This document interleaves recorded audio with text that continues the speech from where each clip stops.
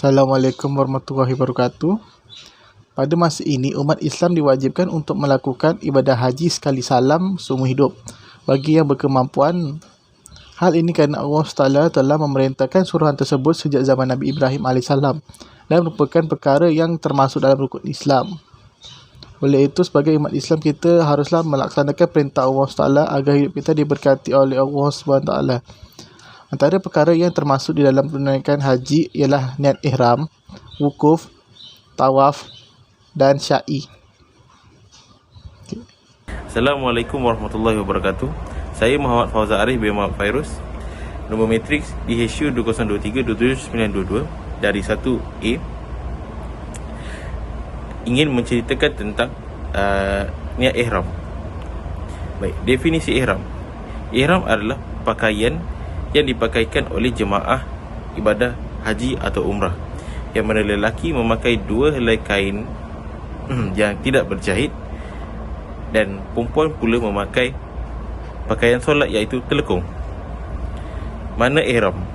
Ihram itu asal maknanya ialah mengharamkan atau melarang, dan ihram dalam ibadah haji atau umrah itu artinya adalah suatu keadaan yang ada pada orang yang sedang mengerjakan haji atau umrah, bermula pada ketika berniat mengerjakan dan berakhir pada ketika tahallul awal.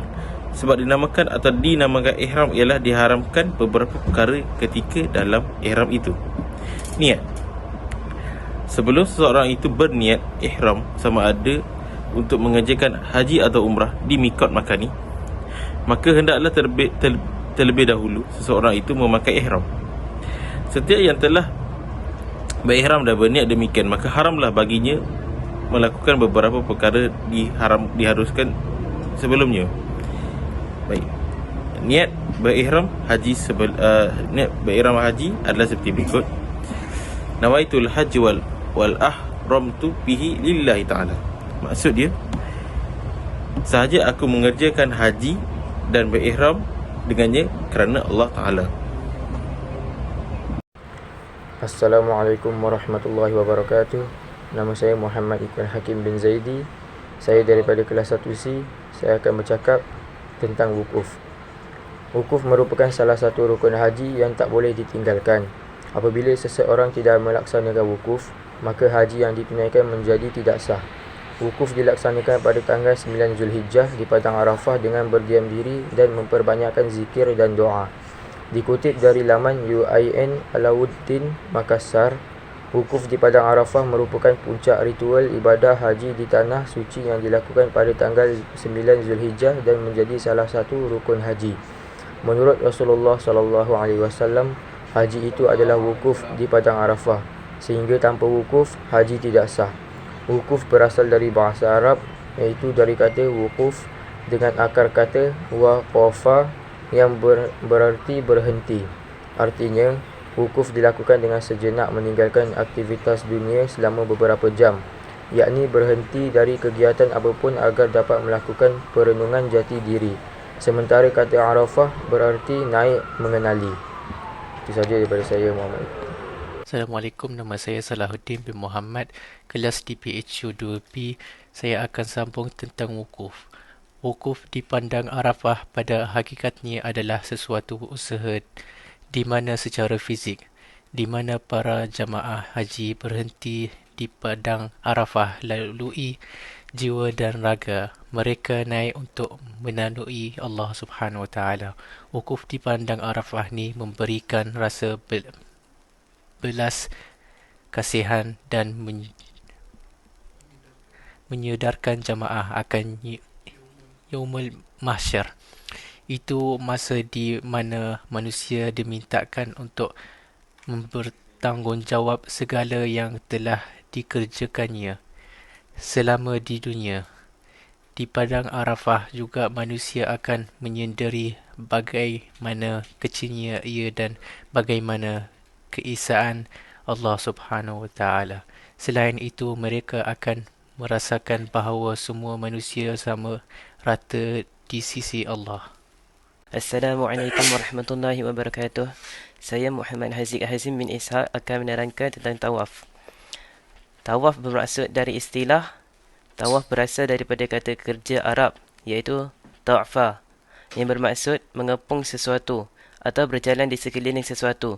Dalam konteks Islam, tawaf merujuk kepada mengambil pusingan atau mengelilingi Kaabah sebanyak 7 kali mengikut arah lawan jam, sebagai sebahagian daripada umrah atau haji. Bermula dari Hajar al-Aswad, iaitu batu hitam, ia adalah antara kewajipan paling penting dalam kedua-dua haji dan umrah. Tanpanya haji yang besar dan kecil tidak akan lengkap. Ketika melakukan tawaf, jemaah haji hendaklah bertakbir dan melakukan pelbagai doa lain berdasarkan sunnah Rasulullah SAW. Sebagai contoh, wajib solat 5 waktu dan berpuasa selama 30 hari pada bulan Ramadan. Oleh itu, tujuan tawaf adalah untuk mewakili tanggapan bahawa hidup kita harus berkisar kepada mengingati dan tetap taat kepada Allah Ta'ala. Dengan melakukan tawaf, kita memperkukuhkan pusat fokus rohani yang kita hadapi ketika menunaikan solat harian. Amalan tawaf juga menghubungkan kita dengan tradisi salah seorang Nabi yang paling dicintai oleh Allah SWT, iaitu Nabi Ibrahim. Beliau bersama anaknya, iaitu Nabi Ismail AS, mengambil bahagian dalam pembinaan semula Kaabah. Sejurus selepas selesai tawaf, jemaah haji menunjuk ke makam Ibrahim, iaitu tempat tinggal Nabi Ibrahim, dan menunaikan solat di sana. Kemudian, terdapat doa yang dapat kita lakukan sewaktu tawaf. Antaranya ialah apabila memulakan tawaf semasa menghadap Hajar al-Aswad, baca doa berikut selepas anda berniat, iaitu Bismillah, Allahu Akbar, walillahil hamd, yang bermaksud, saya mulakan dengan nama Allah, Allah Maha Besar dan segala puji bagi Allah.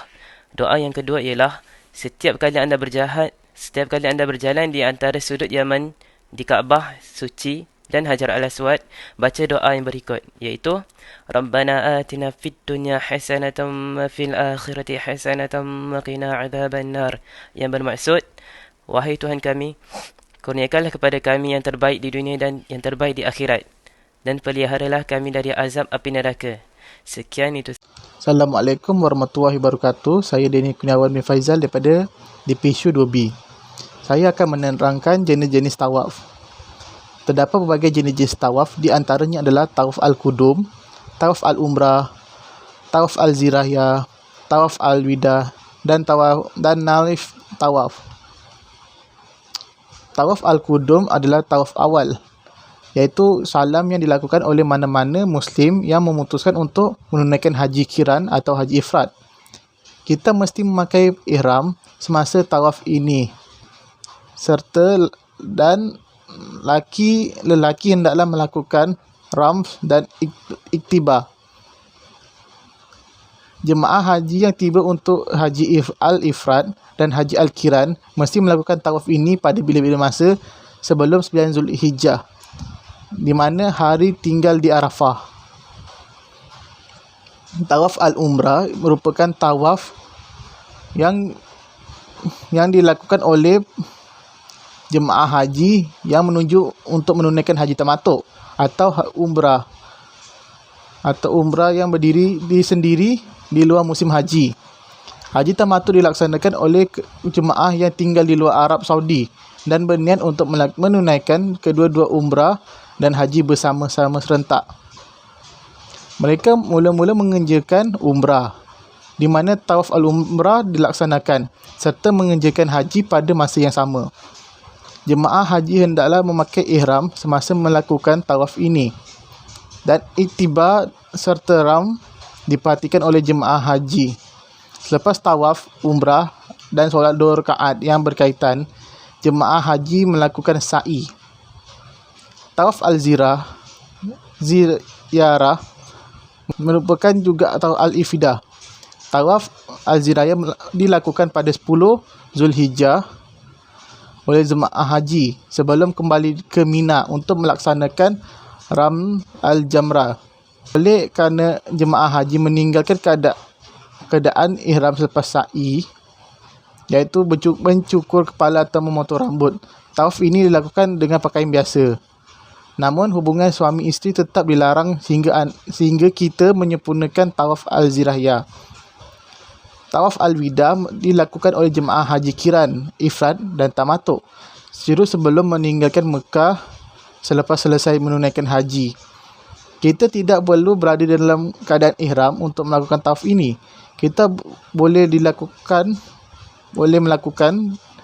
dengan pakaian biasa. Tawaf ialah seperti salah. Tawaf ini adalah tawaf sukarela yang boleh dilakukan oleh sesiapa saja sebab banyak yang mereka suka serta pada bila-bila masa. Kesimpulannya, Allah SWT telah bersabda dalam surah Al-Baqarah ayat 196 yang berbunyi Bismillahirrahmanirrahim. Watta'imu hajja wal umratul lillah. Maksudnya, dan sempurnakanlah ibadat haji dan umrah kerana Allah. Kita sebagai umat Islam, jelaslah kita harus menunaikan haji agar mendapat keredaan Allah SWT.